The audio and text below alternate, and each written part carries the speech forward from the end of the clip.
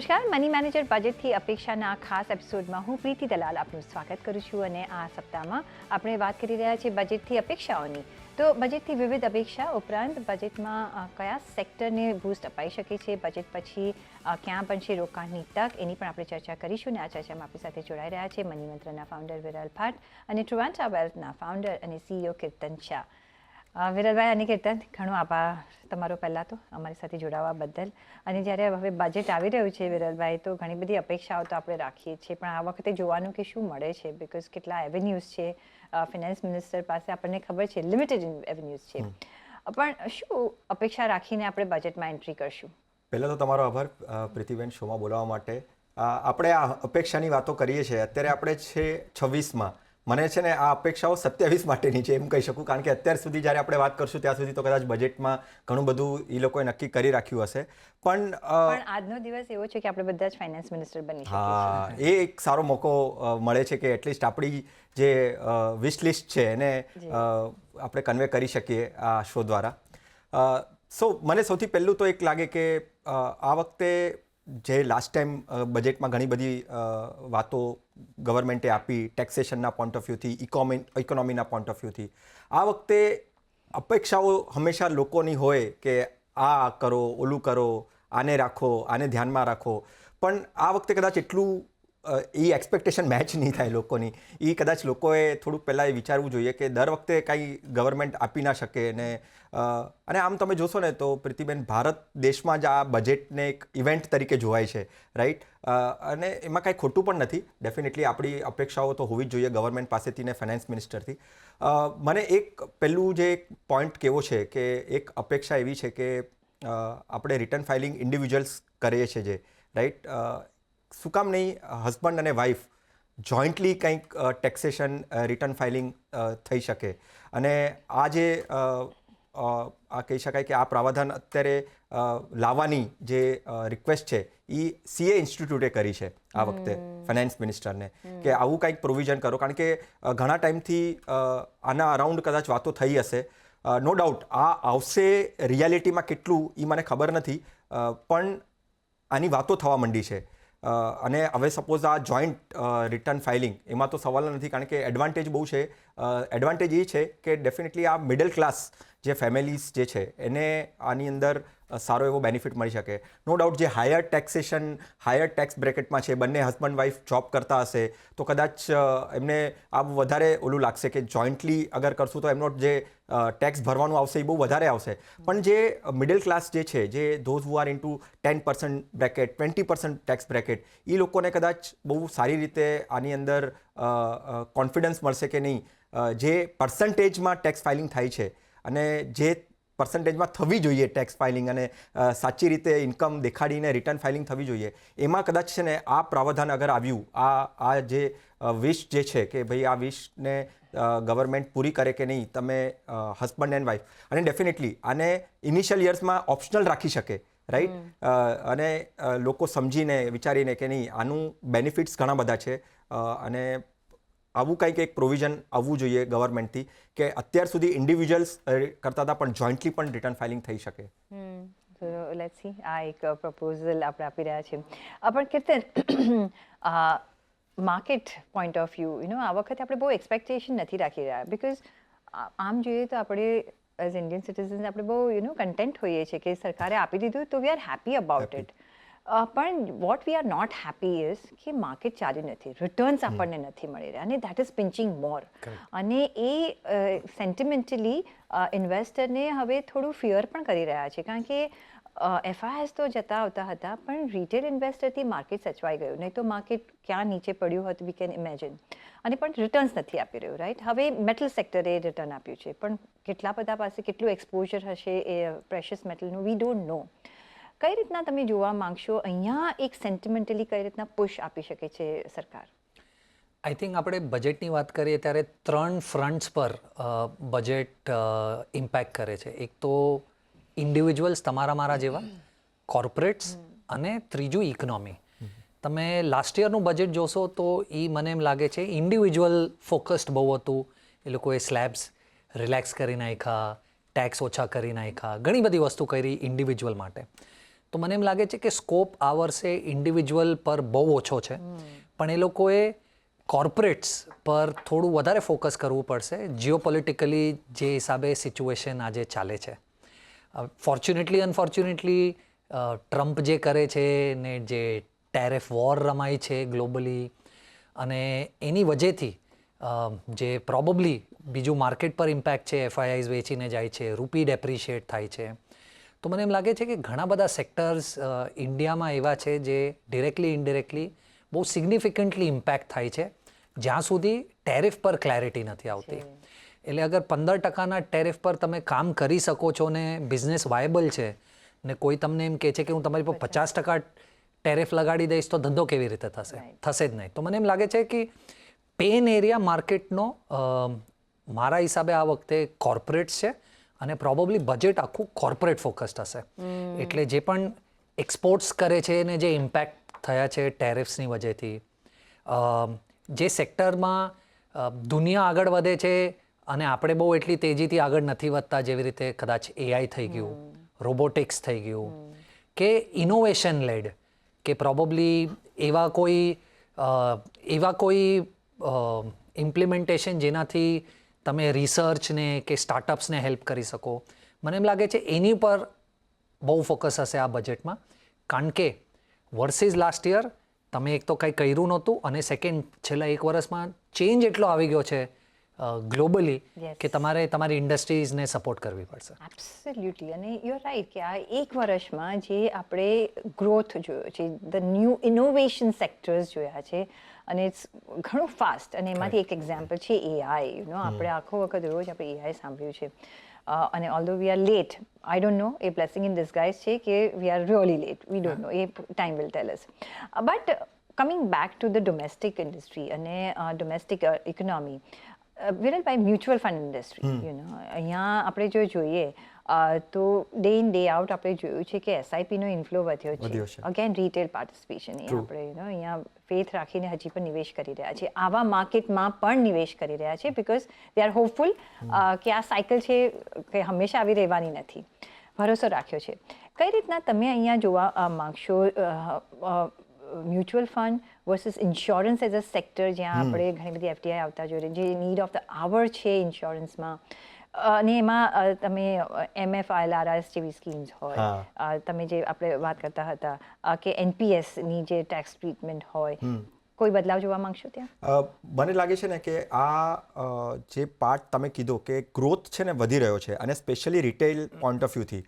હવે જ્યારે retail point of વ્યૂથી વાત કરીએ ને, ત્યારે ઇન્સ્યોરન્સની વાત કરી તમે, તો આ લાસ્ટ બજેટ કા એના આઈ થિંક પહેલાંના બજેટમાં ઇન્સ્યોરન્સ સેક્ટરના પોઈન્ટ ઓફ વ્યૂથી જે એ લોકોનું હોલ્ડિંગ્સ જે છે એમાં ચેન્જીસ લાવ્યા, જેનાથી એમનું પાર્ટિસિપેશન આવે, બહારના દેશમાં જે બીજી કંપનીઓ છે એ અહીંયા આવીને ઇન્સ્યોરન્સનો બિઝનેસ સ્ટાર્ટ કરે, એના માટે ઘણું બધું ગવર્મેન્ટે આપ્યું, રાઈટ. ડેફિનેટલી આ બધાને થતાં છે ને બહુ વાર લાગે છે. ઇન્ડિયા જેવી કન્ટ્રીમાં આ બધી વસ્તુ થતાં વાર લાગે છે, પણ એમનું વિઝન જે છે ને એ બહુ જ સારા રસ્તા ઉપર છે કે નહીં, જેટલું પાર્ટિસિપેશન વધશે, ફોરેન પાર્ટિસિપેશન વધશે ને એટલું વધારે સારું. અને સાથે સાથે ઇન્ડિયન સ્ટ્રક્ચર જે છે એમાં પણ નવા પ્રોડક્ટ્સ, નવા તરીકેથી જે વધારે ઇન્વેસ્ટર્સ જોડાઈ શકે, ઇન્ડિયા જેવી કન્ટ્રીમાં ઇકોનોમી સાથે પાર્ટિસિપેટ કરી શકે, એમાં જ મને એક પ્રોવિઝન લાગે છે કે મ્યુચ્યુઅલ ફંડમાં રિટાયરમેન્ટ લિંક પ્રોડક્ટ્સ હોવા જોઈએ. અમુક અત્યારે છે ને એવા મ્યુચ્યુઅલ ફંડ સ્પેસમાં 2-3 એમસીસના એવા પ્રોડક્ટ છે જે એટીસી બેનિફિટ જે ઓલ્ડ રિજીમમાં મળે છે હજી પણ, એમાં ELSS જેવી રીતે ELSS સ્કીમ છે એવી રીતે જ રિટાયરમેન્ટ ફંડ્સ છે જેમાં તમને એટીસીનો બેનિફિટ મળે છે. પણ શું કામ નહીં ગવર્મેન્ટ વિચારતી કે હવે NPSનું પણ પેનિટ્રેશન બહુ વધવા માંડ્યું છે, એમાં પણ એવા ઘણા બધા રૂલ્સ જે લોકોને પ્રોબ્લેમેટિક લાગતા હતા કે બહુ ઇન્વેસ્ટર ફ્રેન્ડલી નહોતા લાગતા, એમાં પણ એ લોકોએ ચેન્જીસ લાવ્યા છે, યર ઓન યર ચેન્જીસ લાવતા આવ્યા છે. તો શું કામ નહીં કે મ્યુચ્યુઅલ ફંડના અમ્બ્રેલાની અંડર જ એક પેન્શન પ્લાન હોવો જોઈએ જે સિમિલર ટુ NPS હોય, રાઈટ. યુનિફોર્મિટીની વાત કરીએ, પેરિટીની વાત કરીએ, આ બધી દિશામાં ગવર્મેન્ટ બોલતી આવી છે, પણ ઘણી વખત એવું લાગે કે હજી પણ ઘણું બધું કરવાનું બાકી છે. તો એમાં શું કામ નહીં કે મ્યુચ્યુઅલ ફંડની અંદર એક એવું પેન્શન પ્રોડક્ટ લઈને આવે જે સ્પેશિયલી તમને રિટાયરમેન્ટના ટાઈમ પર કામ લાગે, સિમિલર ટુ એનપીએસ. કારણ કે હજી પણ એનપીએસમાં એવા રૂલ્સ ને રેગ્યુલેશન્સ છે જે લોકોને કરવા માટે રોકે છે કે ના, મારે એનપીએસમાં નથી જવું.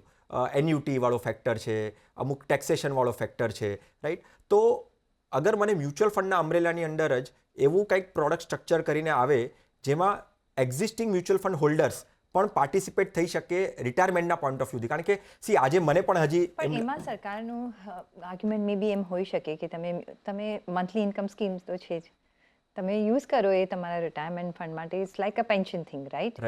મે બી તમે એમાં ટેક્સ બેનિફિટ તમે જો કંઈ આપી દો, સો એવું ટ્વીક પણ થઈ શકે છે. હું જે those who are in to 30s and 40s, હું એની વાત કરી રહ્યો છું કે 30s અને 40sમાં જે છે ને એમને ઇન્સેન્ટિવાઇઝ કરો કે એને એક ઇન્ક્લિનેશન પોઈન્ટ આપો કે મને મ્યુચ્યુઅલ ફંડમાં મેં સાંભળેલું છે, મ્યુચ્યુઅલ ફંડ સહી એની એડ જોઈ, મેં મારી એસઆઈપી ચાલુ કરી, પણ હું હજી પણ જેને લોંગ ટર્મનું નથી વિચારતો, હું મારા રિટાયરમેન્ટનું નથી વિચારતો. તો એના માટે મારે કંઈક ગવર્મેન્ટે વિચારવું જોઈએ કે હું એનપીએસ જેવું જ પ્રોડક્ટ મ્યુચ્યુઅલ ફંડના અંડર આપું છું જે મને લોંગ ટર્મના પોઈન્ટ ઓફ વ્યૂથી મ્યુચ્યુઅલ ફંડ જેવી ફ્લેક્સિબિલિટી, મ્યુચ્યુઅલ ફંડ જેવું સ્ટ્રક્ચર એ મને મ્યુચ્યુઅલ ફંડ પરથી મળી શકે છે રિટાયરમેન્ટના અંડર. એબ્સોલ્યુટલી. સો યસ, આ એક સારું હોઈ શકે છે to encourage also to work towards retirement ને તમારી આફ્ટર રિટાયરમેન્ટ લાઈફ માટે.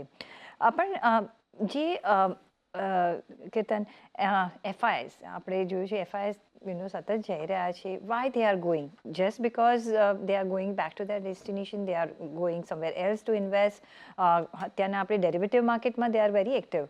પણ કઈ રીતના તમે જોશો ટેક્સેશન પોઈન્ટ ઓફ વ્યૂ પણ અહીંયા એમને થોડું પિંચ કરી રહ્યું છે. ગ્લોબલ ટેક્સેશન કરતાં આપણે ભારતમાં ટેક્સેશન થોડું વધારે છે. અહીંયા કઈ રીતના સરકાર કામકાજ કરી શકે છે to attract them coming back to India? આ બહુ ઇન્ટરેસ્ટિંગ અને ઇમ્પોર્ટન્ટ છે બેઉ એક સાથે. કારણ કે તમે લાસ્ટ બજેટ જોશો તો એમાં બહુ સ્પેસિફિકલી ફિનાન્સ મિનિસ્ટ્રીએ એક સ્ટેટમેન્ટ આપેલું કે ડોમેસ્ટિક ઇન્વેસ્ટર્સ માર્કેટને સંભાળી લેશે. ઓફકોર્સ એક્ઝેક્ટલી આવી રીતે નહોતું કીધું, પણ એનું કહેવાનો મિનિંગ કદાચ આ જ હતો. અને આપણે જોયું છે છેલ્લા 5 વર્ષનો અગર હું તમને ડેટા આપું, નેટ એફઆઈઆઈઝે 4.5 લાખ કરોડ ઇન્ડિયા ઇક્વિટી વેચી છે, રાઈટ? હવે એનો ઇમ્પેક્ટ શું થાય છે? ઓફકોર્સ માર્કેટ ઉપર નથી જતું એ એક ઇમ્પેક્ટ છે, પણ રૂપી બહુ ડેપ્રિશિએટ થયા રાખે છે, જે બહુ મેજર કન્સર્ન છે. ખાલી સ્ટોક માર્કેટ પર નહીં, સેક્ટર્સ પણ પર જે ધંધો કરે છે ડિરેક્ટલી ઇનડિરેક્ટલી. કારણ કે એટ 91.5 રૂપી બધા બિઝનેસનો ઇમ્પોર્ટ એક્સપોર્ટથી રિલેટેડ જેટલો પણ પ્લાન છે એ થોડો હલી જશે મારા હિસાબે. હવે લાસ્ટ બજેટમાં એ લોકોએ લોંગ ટર્મ કેપિટલ ગેઇન્સ એફઆઈઆઈનું પણ સિમિલર પેરિટી પર કરી નાખેલું ઇન્ડિવિજ્યુઅલ જેટલું. એટલે હવે એફઆઈઆઈને પણ 12.5% લાગે છે લોંગ ટર્મ ઓલામાં.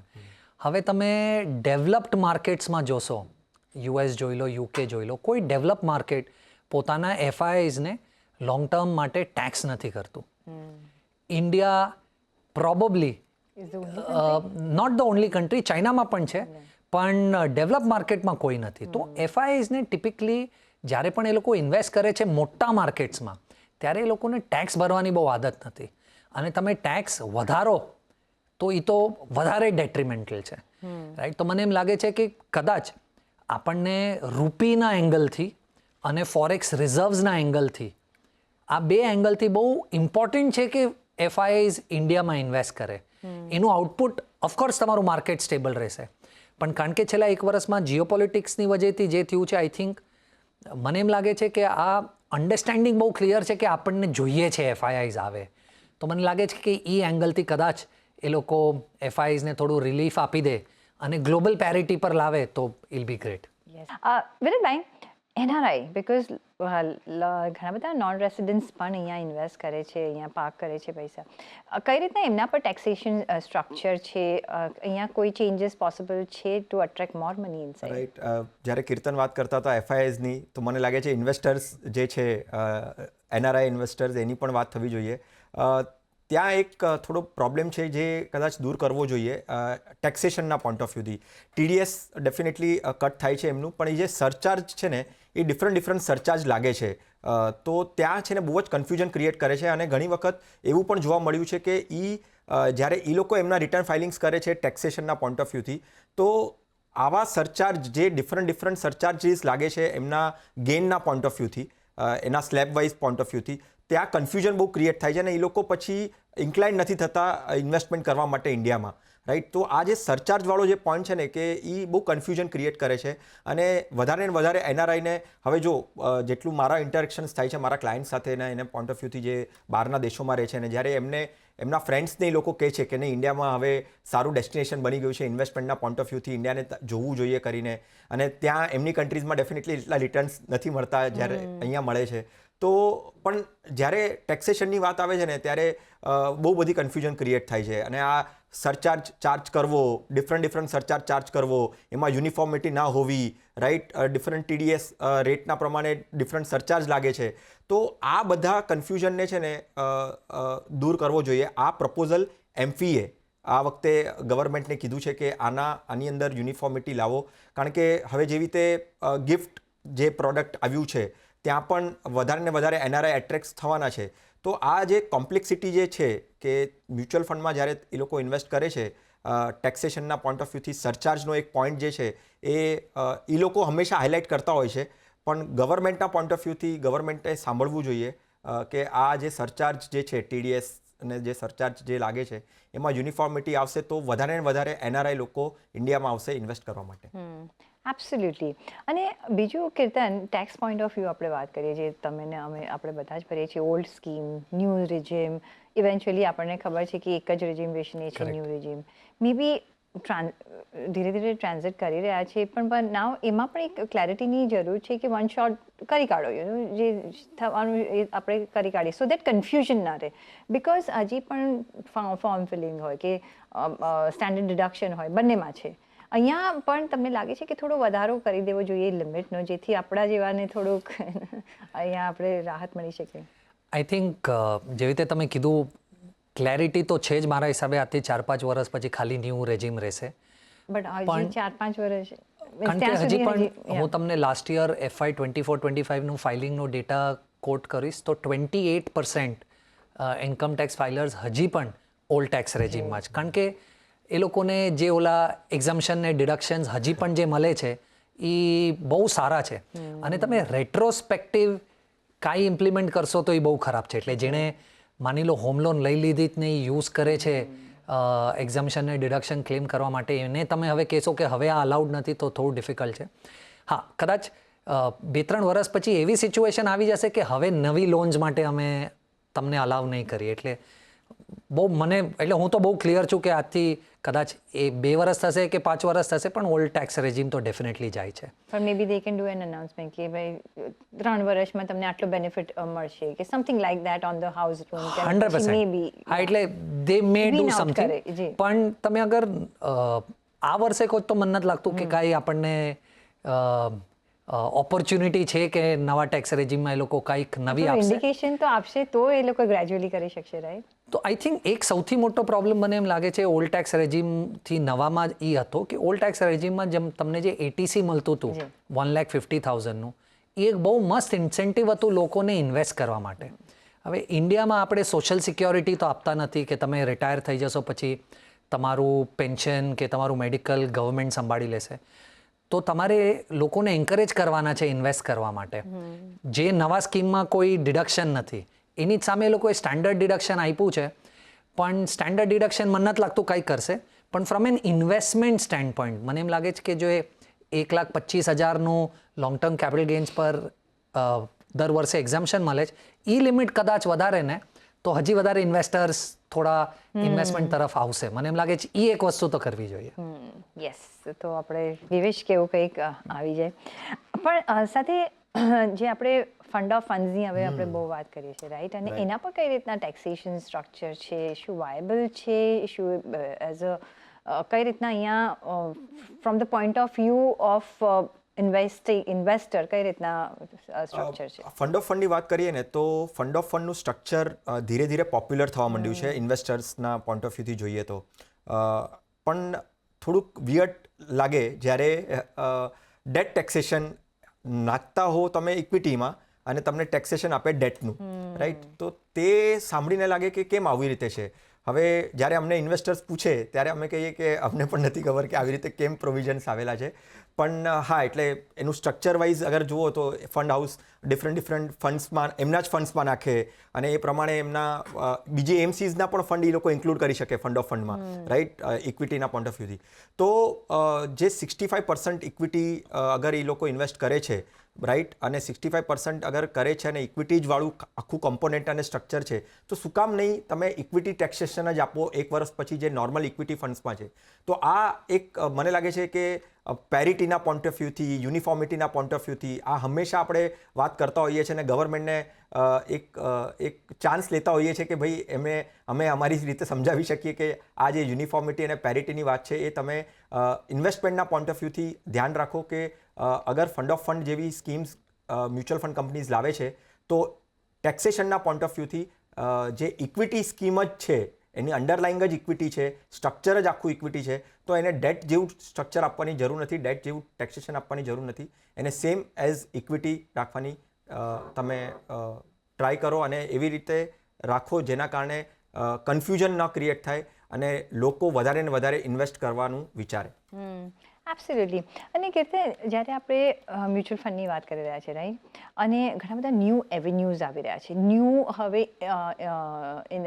ઇન્ડાઇસીસ પણ આવી રહ્યા છે. લાઈક હવે પહેલાં આપણે રિયાલિટી ક્યાં હતું, હવે કેમિકલ આવી ગયું, હવે એઆઈ આવશે કે વોટ એવર ન્યૂ આપણે એરિયાઝ જોઈ રહ્યા છે. એઝ અ ઇન્વેસ્ટર ઓલ્સો તમને ખબર છે કે હવે તમે ત્યાં નિવેશ કરી રહ્યા છો, પ્યોર એવા ફંડ્સ છે. અને તમારે એ point of view, equity market પરસે પોઈન્ટ ઓફ વ્યૂ એક પુશ જોઈતો હોય, apart from your taxation thing, just for the growth of the thing અને રિટર્ન્સ જેમાં આપણે મળી શકીએ, કોઈ એવા તમે એરિયાઝ જોઈ રહ્યા છો કે ફાઇનાન્સ મિનિસ્ટર કરી શકે છે? આઈ થિંક જેવી રીતે મેં કીધું, મારા હિસાબે આ બજેટ તો કોર્પોરેટ ફોકસ જ હશે. તો ઘણા બધા કોર્પોરેટ અને ગ્રોથ ફોકસ જો એબ્સોલ્યુટલી ઘણી બધી વસ્તુ એવી આવશે જે ઇન્ડિપેન્ડન્ટ સેક્ટર્સને ડેફિનેટલી અપીલ કરશે એવું મારું માનવું છે. કારણ કે અગર એ લોકો નહીં કરે તો આપણા ઘણા બધા બિઝનેસીસ ગ્લોબલી કમ્પેટેબલ નથી અને એ લોકો ગ્લોબલી કમ્પીટ પણ નહીં કરી શકે. તો તમારે એ લોકોને ઈ પુશ તો ડેફિનેટલી આપવો પડશે.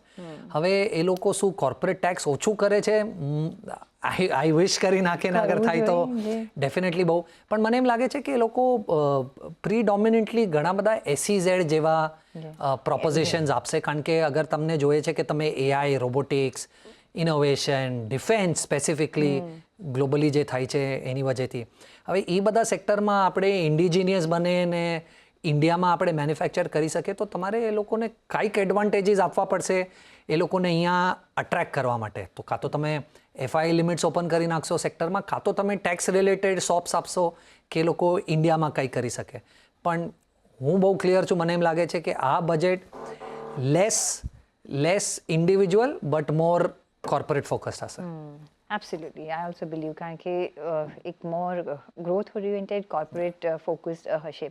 પણ વિરેનભાઈ, જ્યારે આપણે ટેક્સેશનની વાત કરી રહ્યા છીએ ને ત્યારે એક્ઝમ્પશન થ્રેશહોલ્ડ, જે મ્યુચ્યુઅલ ફંડની આપણે વાત કરતા હોઈએ છીએ અને providing capital gain tax for a longer duration, અહીંયા આપણે લાગે છે નીડ ઓફ ધ આવર છે ચેન્જની.